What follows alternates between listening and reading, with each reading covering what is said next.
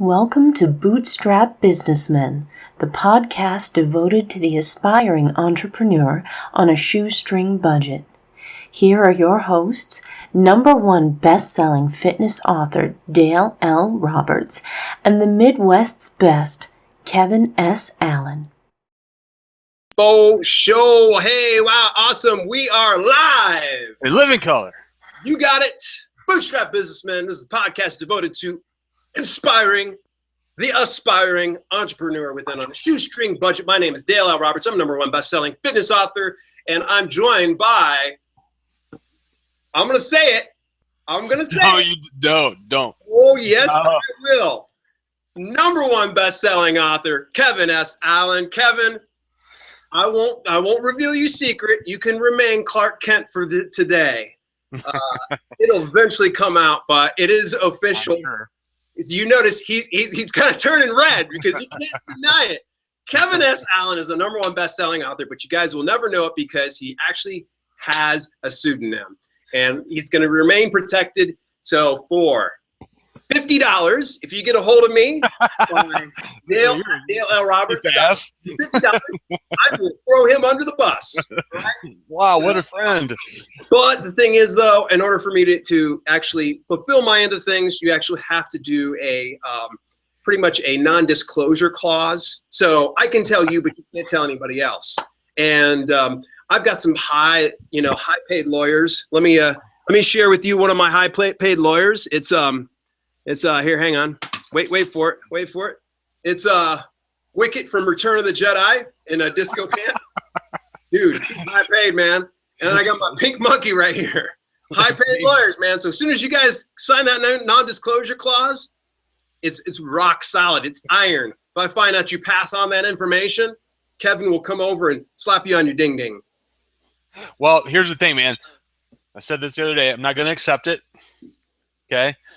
And like I said, nominated, I will not run. Elected, I will not serve. So. Well, but it's a perfect time to kind of do that. I know that we really never talk about politics, and I don't imagine we'll transition gears into going and talking politics anytime soon. Although I must say that I honestly have been more entertained and more inclined to vote for my shit that's floating in my fucking toilet than any of the things that I see out there. But Right? That's my only stance I'm going to take on politics right now. So like a circus. if you got any kind of complaints, go ahead and you can get a hold of my lawyers, and you can tell my lawyers they will be listening to you 24 hours a day, 7 days a week. Their number is not real. And in fact, actually, those were stuffed animals. Don't know if you guys knew that. So highbrow humor today. Highbrow humor, man. It's funny. Actually, Kevin and I just had connected with each other about, 35 minutes ago, and then I see we're like 5 minutes after the hour, to keep grabbing and such. So while I'm grabbing the links and I'm posting on social media, Kevin, dude, give me a rundown. What you been doing over the last week, dude? Give me 1 second. Had a little tickle in my throat. Got to grab some water here. I thought you got choked up for a second there. Yeah, it was a little choked up. I was like, wait a minute.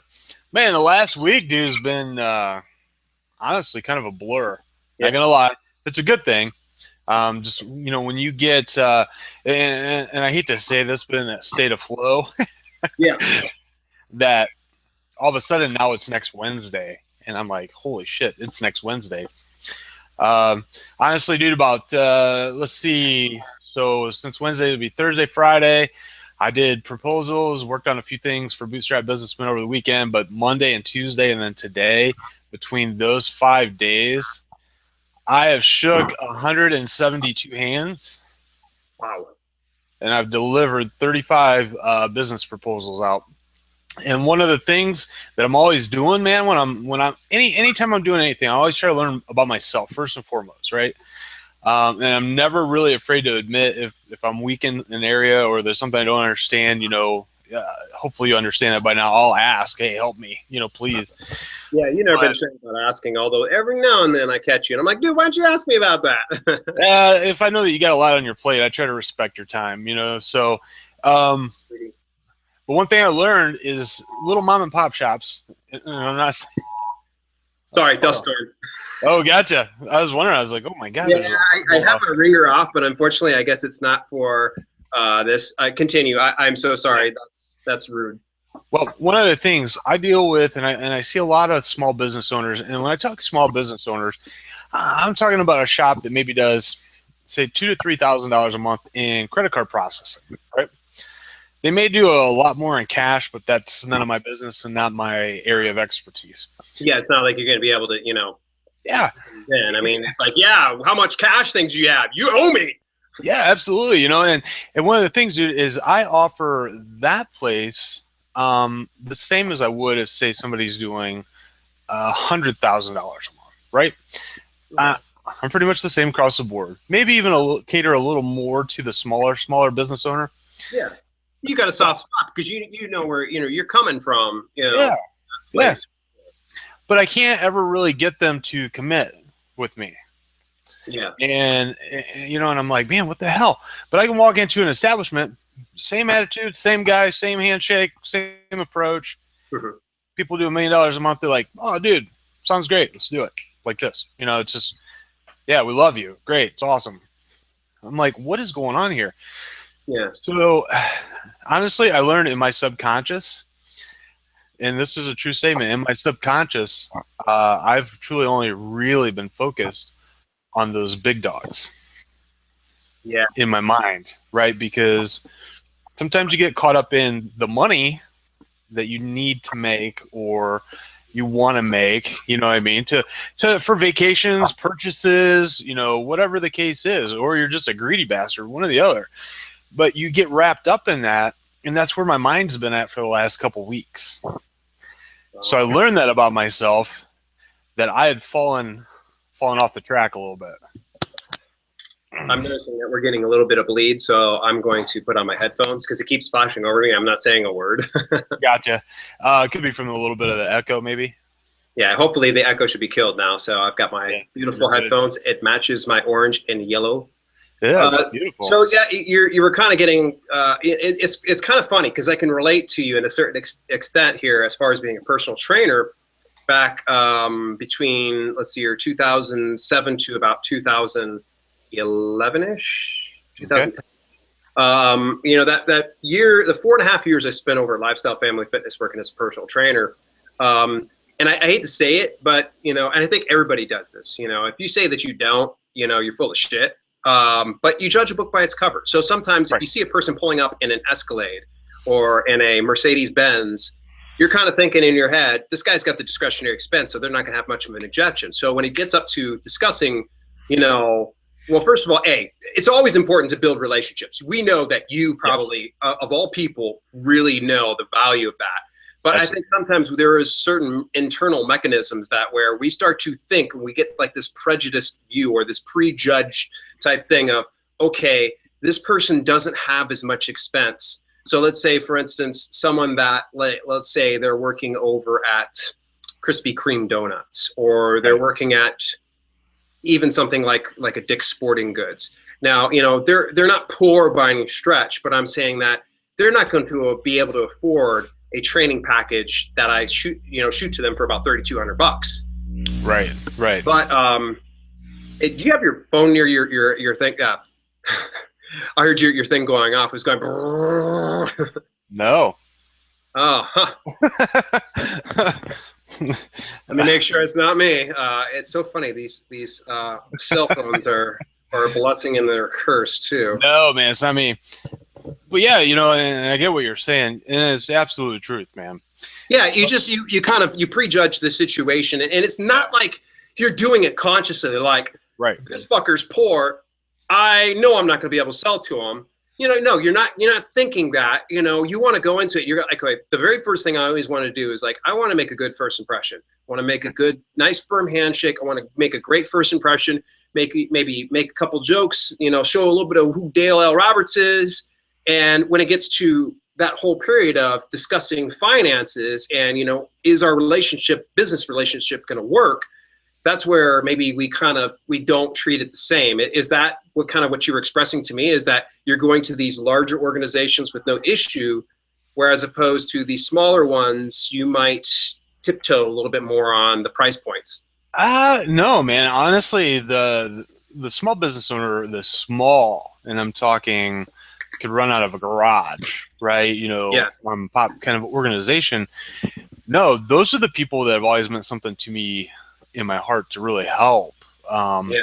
Because as a business owner, if you have a brick and mortar store, and I'm saying this with all due respect, and I know it's going to butcher the English language here a little bit, but you're getting raped on just about everything, right? Your electric, your internet, phone. I mean, because you're a business, they double the cost. So. So yeah, I've always had a real special spot in my heart, and I talk to them and show them the numbers, and they think everything's great, and they're like, let me think about it, and I never really hear back from them.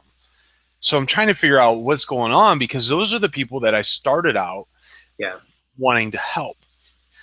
I use the same approach going into somebody. Have you ever heard of Dennis Hyundai? Yeah, I do remember. Yeah. Okay, Dennis Hyundai and Dennis Hyundai of Dublin. Okay, both of those locations are clients of mine. Oh, wonderful. Yeah. Between the two of them, they produce about 30% of my overall volume from just two of those. Yeah. That's tremendous. So a lot of volume, and dude, super great people. Wonderful. I stopped by I can only pop in for a second and wave because they're so busy. Oh, I bet. Yeah, they're a very large, Yeah, I mean, there's no ownership in the area. So cars, but the same approach that I use for the bigger, let's say the the bigger businesses was developed from the tiny small little crafty kind of store, maybe a little ice cream parlor, been in the family for 120 years. That approach was developed there, but now that approach is not working. So I learned in my mind subconsciously over this last week, because I started really questioning it, is that I wasn't focused on them like I was. I was focused on nailing down that big volume, and then it showed in my presentations or. So you were playing. You were still playing to your strengths, but unfortunately you were kind of going for more like the low-hanging fruit, whereas you are more interested in the high-hanging fruit, the small business owners, the people that you can really help benefit in the community and help grow small businesses in the greater Ohio area. Yeah. I mean, basically, that's in a nutshell. So I really had to kind of take a step back. And some of these larger accounts, trust me, they're going to get a little less attention, okay? Because I'm refocusing, because there's so many little ones out there that little mom and pops that aren't really being touched. Yeah. You got a great personal touch, and I think that it always shows in just how you interact with me, even off the show, and how it's not just because we're buddies. I mean, friends can. I have tons of friends. And it's not me like, I'm out here in my garage, with my friends. My Lambo. with my Lambo. I'm not saying it to brag, but, it's just, I got many friends, but there are not many Kevin S. Allens out there that are like literally who will bend over backwards to help me out in many ways for my business. And that's actually, I was going to talk to you hopefully on the show today about a little bit about my idea that I was going to be expanding. And hopefully everybody can kind of get a behind the scenes look at how I developed the workout plan brand. But I want to stick around on this subject for just a second, just because, psychology, it fascinates me, and I'm really trying to learn a little bit more. And especially when it comes to verbally speaking, I started learning a little bit about neuro-linguistic programming. And I downloaded probably about a dozen different books on neuro-linguistic programming. And essentially, neuro-linguistic programming is just kind of, in the long run, speaking in a way that influences yourself or others in a positive manner. So it's not necessarily manipulating people. And I'm sure you could use NLP to manipulate people, but that's not necessarily what I'm trying to get. Yeah, Tony Robbins is actually one of the pioneers in NLP. Yeah. And, don't get me wrong, I'm not going to get myself licensed or certified as an NLP person, but I want to learn as much as I can about it. There's been a couple of the books I kind of was like, it's almost like they went onto Wikipedia and got their information. I don't necessarily need to sit here and hear about NLP and what it can do to change my life. I want to learn about how to implement NLP? Right. What are some of the ways I can be able to do things? But in any event, all that to kind of say, just doubling back around, it just, I know that for sure you're still going to treat that small business owner just the same like you would do the big business owner, because they're all people to you. And that was exactly how I felt. It was like I always trained a person who would spend $30 on a half-hour session just as good as the person who spent $88 for an hour session, because my thought is it's not just about the money, it's about the time investment. And if somebody's investing the time to spend with me as a personal trainer, then it's invaluable. And I got to tell you, there were some times, and I look back and I kick myself, and there's few regrets that I have in life. Few. Right. And we can go and tell you an entire 3-hour show, me covering some of those regrets, because some of them are laughable. And others are just, it's just a real shame. And I look back as a personal trainer, I spent quite a bit of time in some of my sessions. I even cover this inside the Consummate Fitness Professional, my book, plug on Amazon.com. Also available in audiobook, which has been doing really well. But this is one of the things I shared was I put Audible. Yeah, it's on Audible. And iTunes as well. And by the way, if you go into the link in the description below, you can be able to click on there and just go over and you can look up Dale L. Roberts, Consummate Fitness Professional. But inside that book, I actually talk about one of the problems I had as a personal trainer.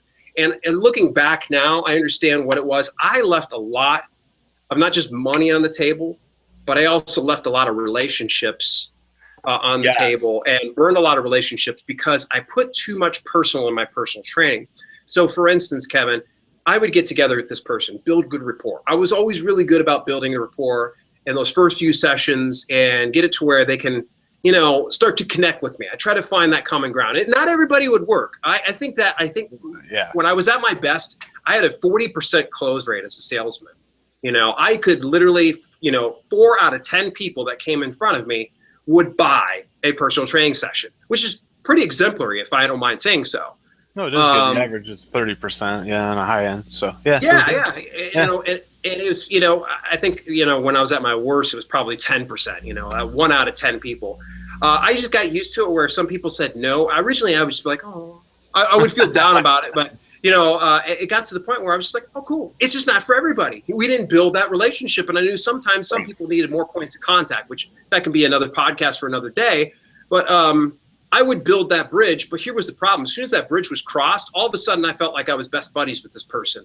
It was like, hey, you want to go out and get some drinks tonight? I would do something like, I would start talking about the wrestling match I had the night before.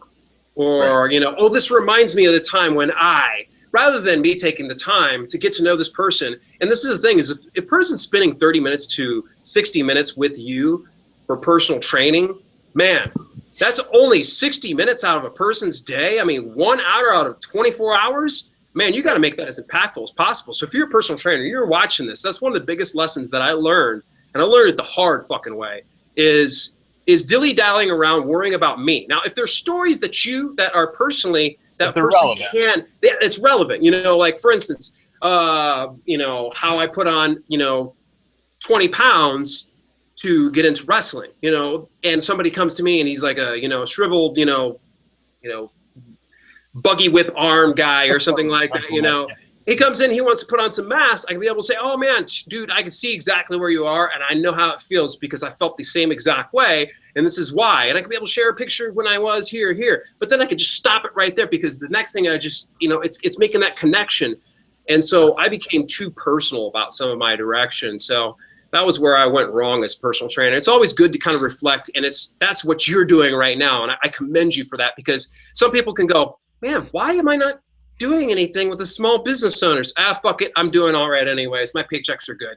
Right. And you gravitate away from your purpose, and your purpose is to bring value to the small business owners, and that's awesome, man. I can't tell you how awesome that is and inspiring. And anybody that watches this and really wants to develop a business, watch Kevin, man. Yeah, it's sometimes, and you're absolutely right, man. I mean, you can't. You truly can't be there. You can be friendly without being their friend. You know what I mean? Especially in that initial, maybe just the first hour or so. Yeah. One of the things, I've gotten really good at is I jot notes down in my CRM, I got their birthdays. I've got it set up with send a card. Okay. Sends out a birthday card to them and stuff, and send certain ones a bottle of wine and stuff if I know they drink wine at Christmas. Oh, cool. That's sweet of you. Yeah, and that's the whole key, man, and is building that relationship, because from those relationships, not every one of them, okay, because there are business owners that I get along with and I take good care of, but nobody else likes them, okay, in the business community around their area. They just don't care for them because maybe they're a little overspoken, not outspoken, but a little overspoken on certain things, okay? So abrasive like sidewalk?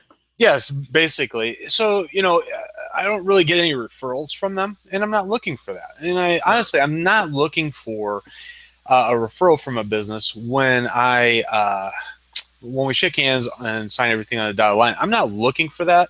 If it happens, it's beautiful, because it's not something that's guaranteed to close, but it's something that this person is telling you that they trust you, right?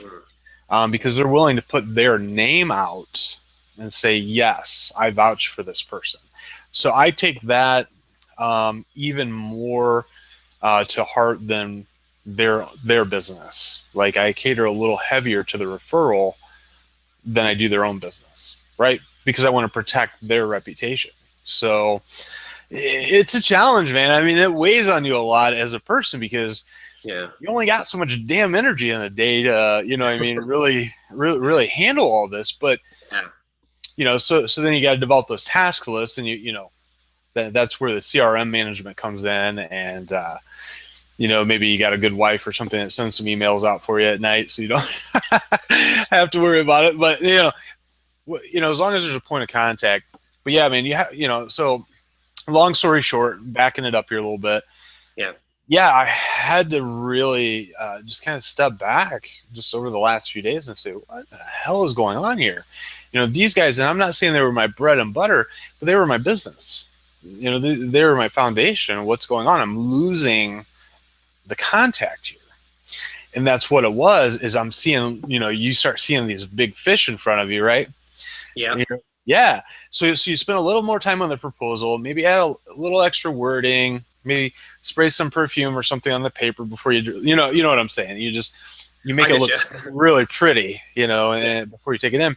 Then the other one's just, plain black and white, here's a proposal.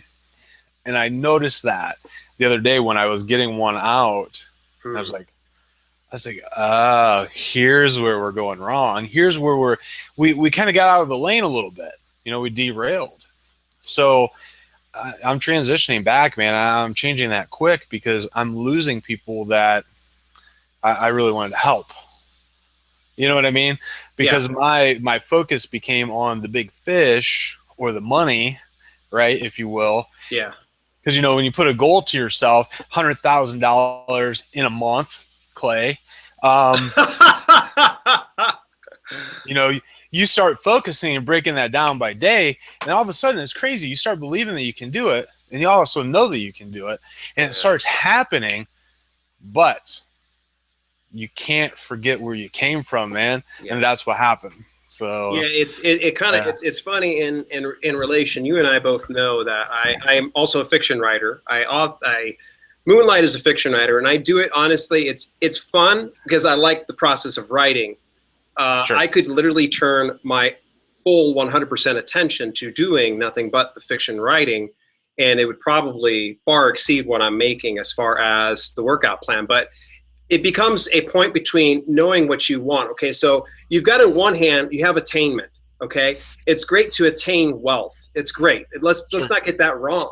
Money makes everything better. It does. It's like, people try to say derogatory things about money. Well, it's just your mindset that's wrong about money. Money does afford you more freedoms than what you do without it. Okay, let's just say it right now. So you want that car. That's freedom. That's more freedom to go ahead and get that. You want to go take that trip? That's freedom. You want to be able to just take a vacation in the middle of the freaking week?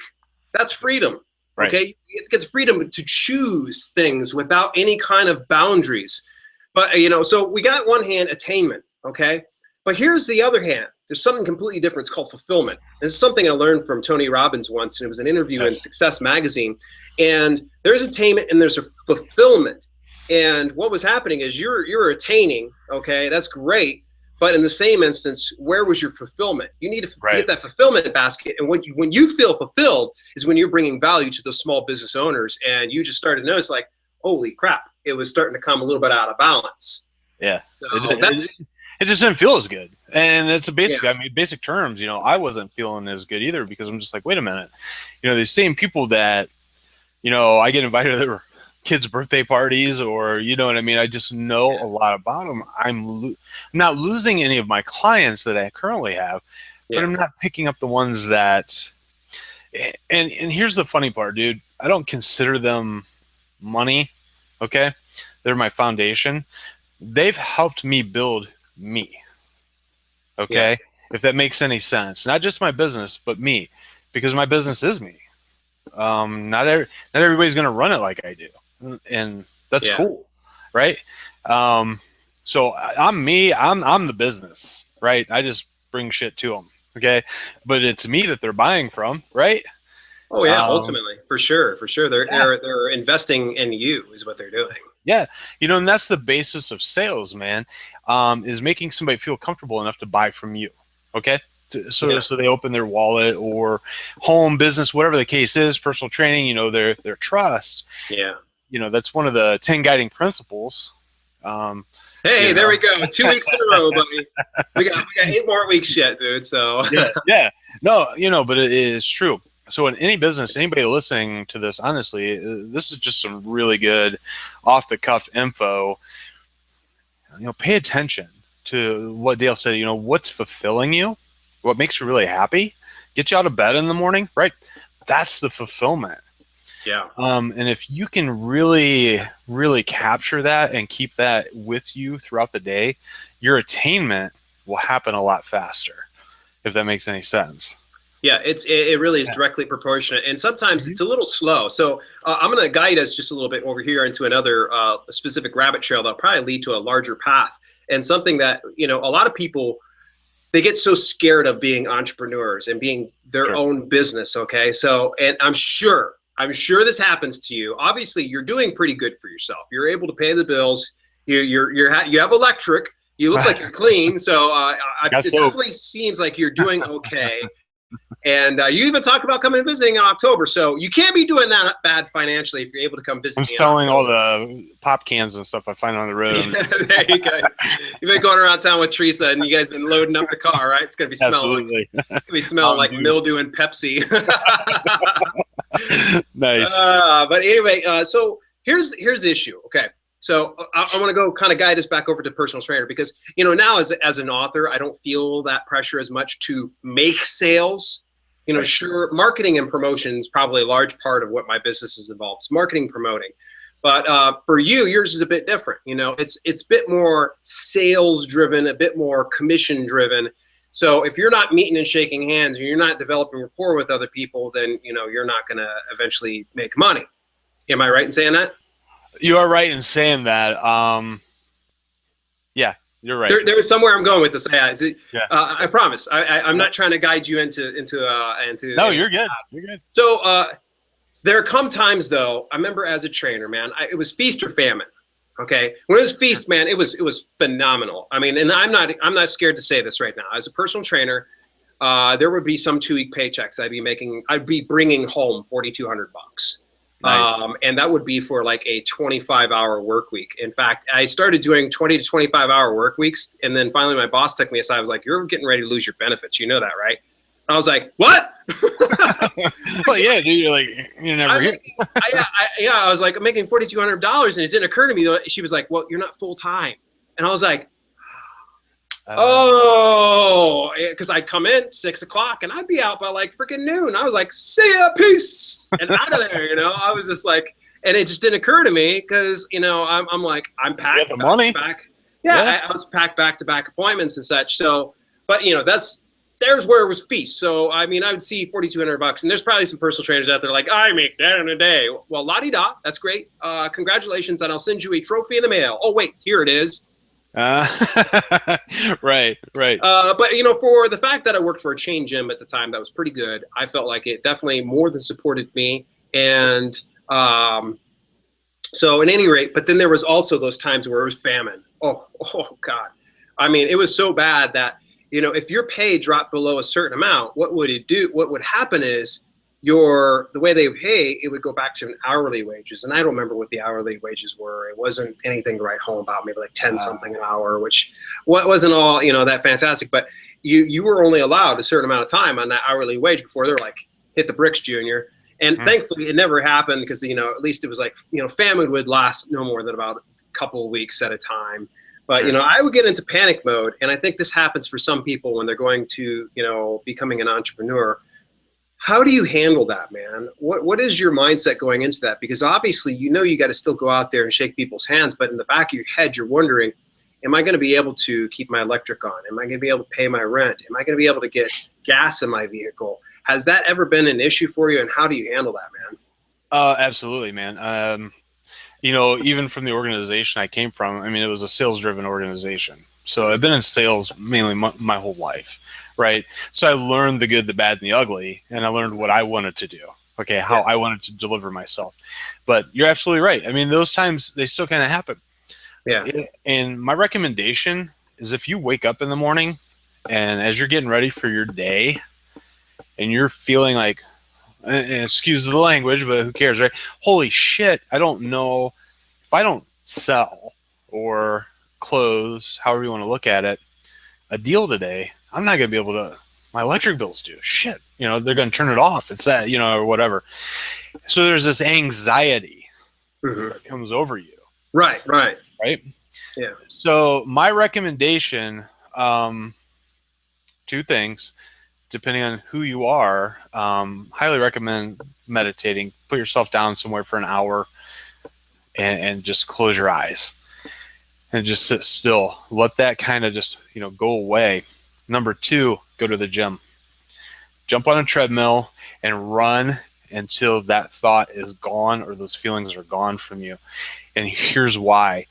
No matter how much you try to smile and mask it, and just, try to be the same old person that has no cares in the world and no worries, your client or your customer will feel that. Yeah. Given, so no matter what you're doing, because you're either there's going to be a little jittery, your speech is going to be a little bit quicker because you're trying to get to the fucking punchline, right? You're trying to get the paperwork signed and get the hell out and get paid, right? That's honestly where your track is. They can feel it. Okay, even though you're smiling like, oh yeah, that sounds great, hell yeah, oh yeah, what about this? What about all of a sudden you're speeding up, you're a little twitchy, you're kind of tight, your body's tense. The body language changes then. Yeah, your posture may even be a little slumped, right? Because you're feeling bad. So there's two things that happen. Meditation helps clear your mind. Anybody who's never done it, try it. I recommend it. Number two, the same thing happens when you go to the gym and do cardio for 30 minutes. You know what I mean? Just crank it out. It releases some positive endorphins into your body, right? So it changes the chemical imbalance. Okay. And then another thing I trained myself on, and I could train anybody to do this, and I trained a lot of sales reps over the years, is to start questioning yourself. Asking questions to yourself that are going to elicit a yes response. Okay? Right. Here's why. This is another psychological part here. Yes, yes, yes, yes, right? When you say that, if you can get 5 yeses out of anybody or yourself, there's a chemical shift in the brain. The serotonin levels shift a little bit, and it's a little more positive. It kind of releases or relaxes your body a little bit. So those are some things that I do. Haven't had to really worry about them too much lately, and I'm not bragging about that. I'm just saying I haven't. Meditation is still a part of my life, and every morning I get my ass up and I'm in the gym. It's 30 minutes of cardio and probably about an hour of weight training, right? That's every day. That's because I'm taking care of me. I'm taking care of the business right here, right? Yeah. So Yeah, man, and it happens all the time. Seen it happen to the best, to the very best. The people that drive their Benz and, they got the house, all of a sudden they're in a little bit of a slump. Switches. You can see it. Their body language is a little slumpy. Their speech is quick. They're just trying to get it down. And those are some of the things I've learned. I spent a lot of years trying to figure this out because I'm like, wow, what the hell happened here? The same person yesterday I sold 5 things to. Now I can't even get a handshake out of them. What was going on with me, not the person? So sometimes it requires looking at what you're doing, not so much what they're doing. Absolutely. And that's the biggest thing. So if you're frustrated or you're worried or consumed about putting a dollar symbol on somebody or a product or a purchase or something to pay your bills, 9 out of 10 times you're going to fail. I'm not trying to be negative. You just are. Yeah. So when you're feeling that way, take it upon yourself to make those positive changes. The meditation, get on it. I'm seriously, man. And you can attest to this being a trainer and stuff. You know what it does to you. Get on a treadmill, jump on an elliptical, or put on your running shoes and go for a jog. Give yourself 30 minutes. It clears everything up, right? Puts you in a better frame of mind. And if you can take that frame of mind within the next 2 hours after that, go do what you need to do. You're going to be more successful than if you don't do any of that and you go in with that worry. You're going to fail. Yeah. It's so true, man. I have to tell you, it's just, I worked a direct sales business, as we've shared in previous podcasts before. Sure. And there was a point where I kind of saddled all my hopes on that. And I really did. I mean, I went balls deep in this organization. I became what's called an advisor. I even got to a leadership level. I had people underneath me and I was training these people, or so I thought. But it got to the point to where I was really relying on this income, and I was relying on a lot of the income stories and promises that I made myself, to where I was just like, okay, I would typically go into the situation with this old tried and true 30-second story. And part of that 30-second story was, saying what my goal is. Right now I'm making about $1,200 per month, but I'm looking to scaling that up to about $3,000 per month. How does that sound to you? Well, when I wasn't reaching those things, I kind of went into panic mode. So each time I'm going and I'm approaching people about this particular business opportunity, all of a sudden it's in the back of my head. I'm only making $1,200. I've been saying I want to make $3,000. So yeah, I would start to stutter. I would start to stammer. I'd sound like a complete fucking idiot. I need you. Right. Yeah. You don't understand. This is a great opportunity. You need to sign up right now. And they're just kind of like, I need to pick up milk. they're just kind of like, well, I'm gonna get going. All right. Yes. See you later. It just got real weird. Yeah. Yeah. And see, that's the thing is, it was like that. I think personal training a couple times where we get into famine mode. Sure. And it was so funny because actually it was myself and one of my coworkers, and I don't think he's going to mind me saying, but my buddy Rob, he and I came up in the business together, and he and I had some stagnated sales. I swear, anytime like I'd be crushing it, he'd crush it. It was just like, man, I had to have my thing. Yeah, it was almost like I'd see him, doing well. I'd be like, fuck yeah, I'm gonna go do it. And it was like I would do good, he would just boom. And I don't know if it was anything, it was just energy that fed it. The funny thing is, you and I razz each other like to no end. He and I would razz each other. But at any rate, we hit like a point where it was like the two of us would just, I mean, seriously, we might as well have just gone and sucked on a muffler at this point, because we were fucking dead in the water, man. I'm telling you what, man. We were just sucking, and our manager took us aside, and she was such a sweetheart. Elizabeth was her name, and Elizabeth took us aside, and she sat us down, and she's just like, look, you guys are being way too cynical and way too jaded for what it's worth. You're not making money because you're just too busy shooting down people before you even had a chance to even pitch them, you're selling them your services. It was just true. It was like some people would show up and go, I'm looking to lose about, I want to get in good shape, and feel better. We're like, no, you don't. You need to come up with a goal, dick. You can come up with your goal. You come back. Now get the fuck out and bring your paycheck back with you, you dick, asshole. Yes, dude, that's actually what's going on in your mind, and that you just verbalize what actually is happening in your brain. That is exactly it. Yeah. And see, that's the thing is, I think if people can just pull out those filters, and you would probably realize, probably people are in their life like, no one ever says that. I'm sure somewhere in the world there probably is somebody who's done that before. Oh yeah. But there is that internal mechanism. Sometimes you hit too many brick walls, and after a while you just see brick walls. Instead of opportunities, and so next person would come in for their free session, and here I'm gonna blow your mind. Okay, pro wrestling's fake. First of all, folks. Okay, I said the F word. What? Okay, yeah. This will get any of my pro wrestling friends losing their fucking minds using the F word. Okay, yes, but the pain is real, and I've got a neck and a back and a few joints that can agree with that. Sure. Okay, but pro wrestling's fake. Gonna get that one out there. And you ready for this?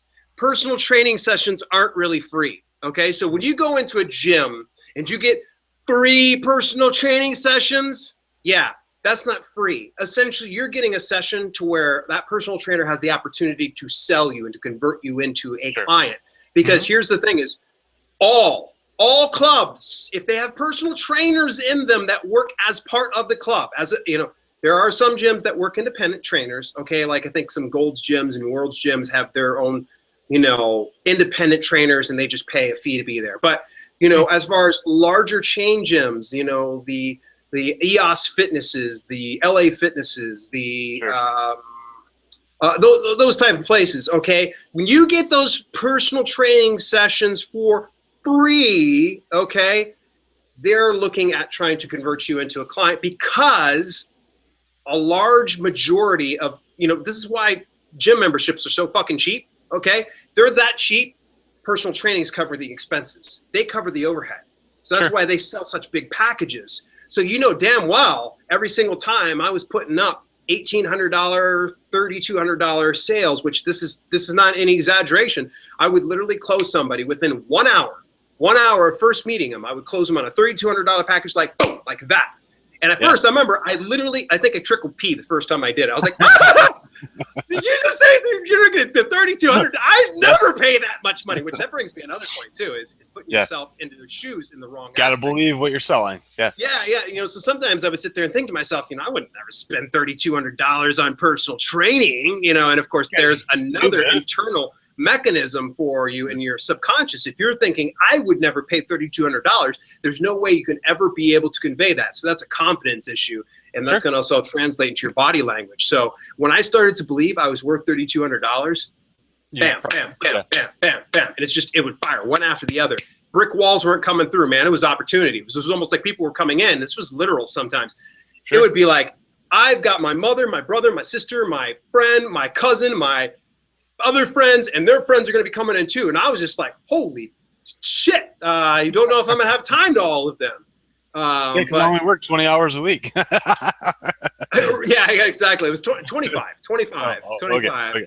I actually might have been 26. I think it would be technical. I just remember it was, yeah, exactly. It was so funny when I was like shocked that I was like getting my benefits taken away. But all that to say, it's just so funny, when you get to that feast or famine mode, and it's so hard to trigger. But you're so right with exercise when it comes down to it. And actually Kelly was sharing, and I'm not going to name drop, mention anybody and anything whatsoever, but she'd heard through a friend that this person has been really focused on their business, and unfortunately they've been missing a lot of their workouts. But somebody had actually ended up suggesting me for my books for them to use. And the funny thing is like, instead of using my books for your workout plan, use me as an example, because I run a self-publishing business and I make my workouts. There are days like today I got up and this is exactly what I was like. I was like, fuck. I'm just like, literally like, I'm like, shit. Hey, Kevin, I need you to buy me some time. My Mac's getting ready to die, and that will not be a good thing. So I need you to fill in a little bit more on your end of things as far as give me a good funny story, all right? A funny story, or yeah, why don't we funny just keep story going? to feast or famine, dude. Keep running with it. I need to plug in my Mac here. Okay.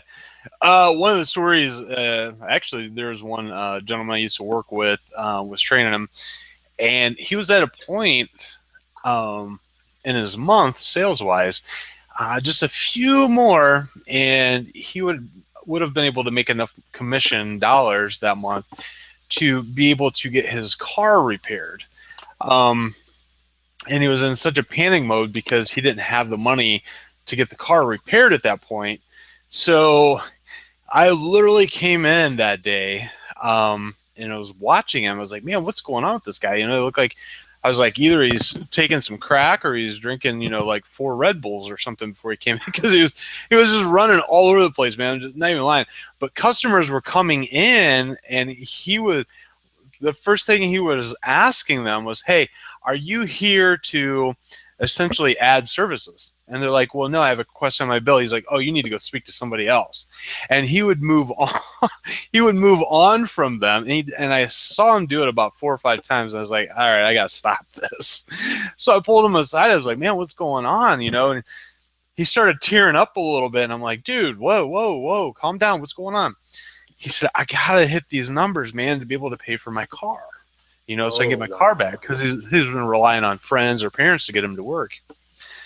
And I said, okay. I said, but here's the thing. You need 3. He said, yeah. I said, you've let 5 potentials walk by you because you didn't take the time to help them with what they initially came in for and earn the right or earn the respect to be able to offer your services to them. Right? I said, so what we're going to do for the rest of the day, I said, I'm going to work with you side by side. We're going to help every damn customer that walks through the door until we get your 3. Okay? He's like, man, I don't want to work with you, dude. He said, you are too hard and too critical. I was like, I'm not critical. I just want you to do it. I'm like, I just want you to do it the right way. Asshole. Why? Yeah. How dare you help me? Piece of shit. Right. We got his 3. We got additional. I'm not going to tell you what we ended up with, but it was, we exaggerated those 3 out of the water. And he learned a valuable lesson. And he told me, he said, dude, he said, every customer that came in, he said, you were calm. He said, even if they were upset or they were yelling or, just blatant cussing and stuff or whatever, he said, but you just remain calm. Yeah, it does. You remain calm, got through their issues. He said, then you would turn around and say, okay, well, let's take a look and see if there's anything that we can find for you that we offer that may benefit you, in your personal life. Let's take a look at this. He's like, I learned that you have to stay calm. And I said, yeah, it's critical, man. But this dude, he looked like this. It was like, he was, I'm telling you, if you've ever seen anybody that's drank like 3 Red Bulls in like a 2-hour time span, yeah, it was just too funny, man. Like that Family Guy skit that you sent to me where he's throwing back the Red Bulls. Yes. 1, 2, 3, 4, 5, 6, 7. Yes. Done. and then Chris runs by, he's got his crotches on fire. Yes. People are listening to this and they're like, what the fuck are they? Yeah, somebody over in fucking Calcutta is probably listening to this like, what are they talking about? What does this have to do with anything? Yeah, but what is this Family Guy episode? Just Google it, YouTube it, look it up. Family Guy, Red Bull. Yeah. Oh, dude. Oh, that's so funny. When I saw it, I had to send it to you.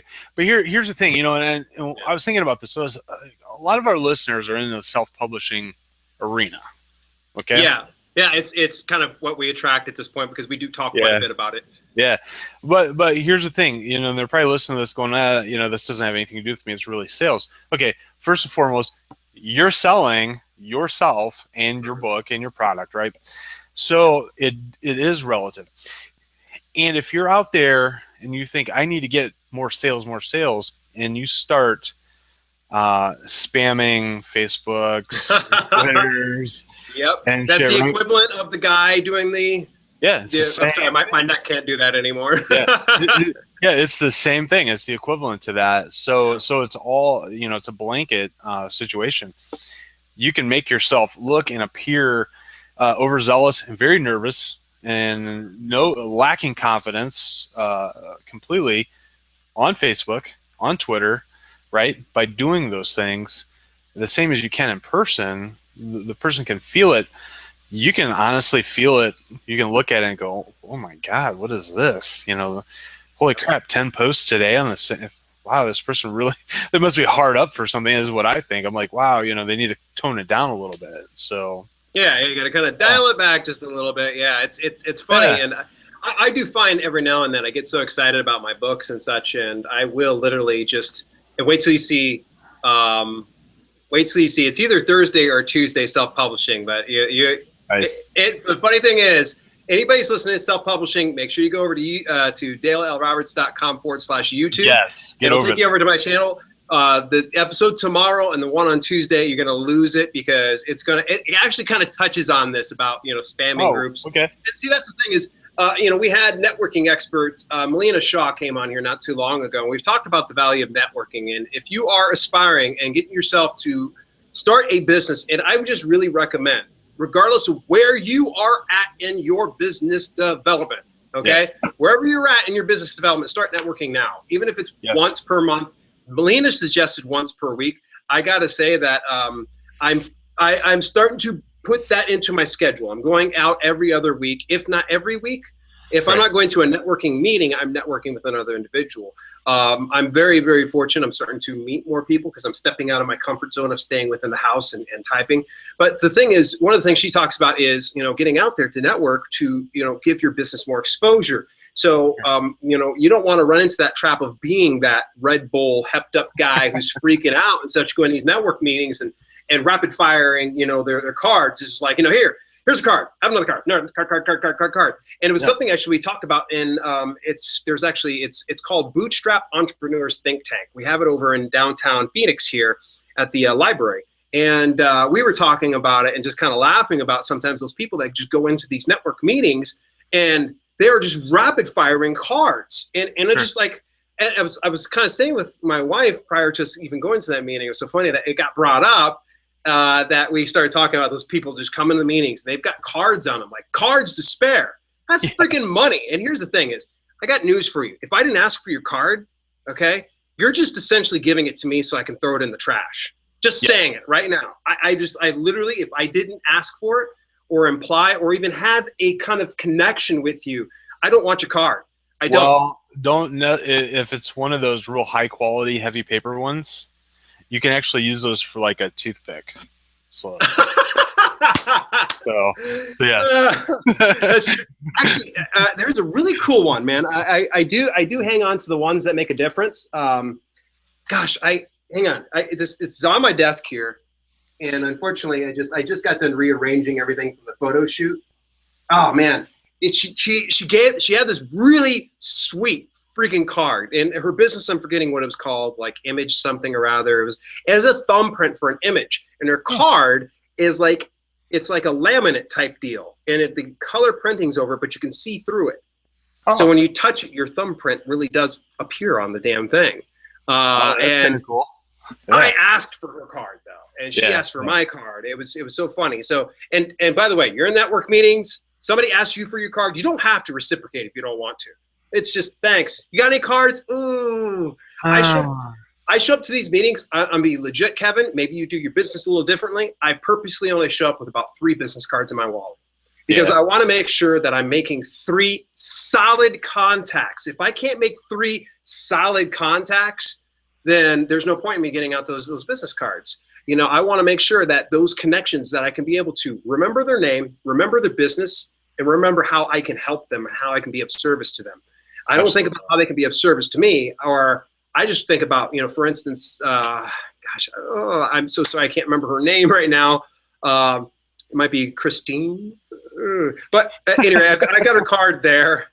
I'm sitting there trying to illustrate a point about remembering people's names, but here I'm not remembering. Sorry, I'm on live television here, folks. Live television. I'm on the YouTubes, the internets. The high-speed Googles, ladies and gentlemen. The high-speed Googles, yeah. And also I'm extra gassy. Had some falafel today.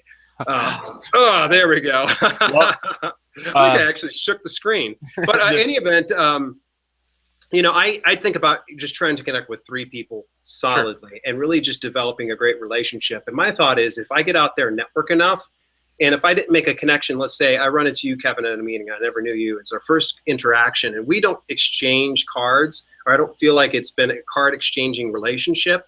I know I'm going to run into you eventually. So we'll probably end up exchanging cards. It doesn't have to be the first time. Sure.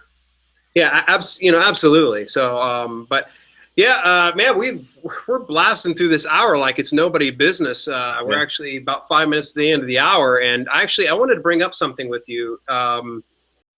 Please support the show by simply shopping at Amazon through the link in the show description. Every time you make a purchase through the provided link, a small percentage of sales goes back to support the show. There's no additional cost to you, and it greatly helps us out. Simply go to the link, bookmark it in your browser, and do your shopping on Amazon while you support the Bootstrap Businessmen podcast. Thanks for tuning in to Bootstrap Businessmen.